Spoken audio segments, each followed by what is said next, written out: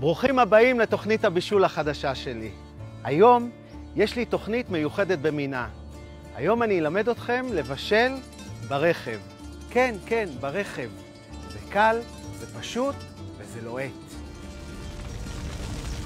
בצק יש לנו רסק עגבניות, פשוט מגלגלים לתנועה כזאת סיבובית, גבינה צהובה, בנדיבות, כל התוספות שאוהבים, תירס, זיתים, פטריות ולרכב.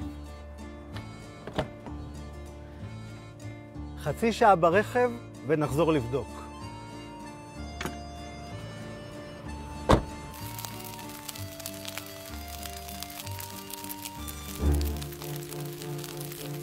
חברים יקרים, בקיץ הרכב הוא בדיוק כמו תנור.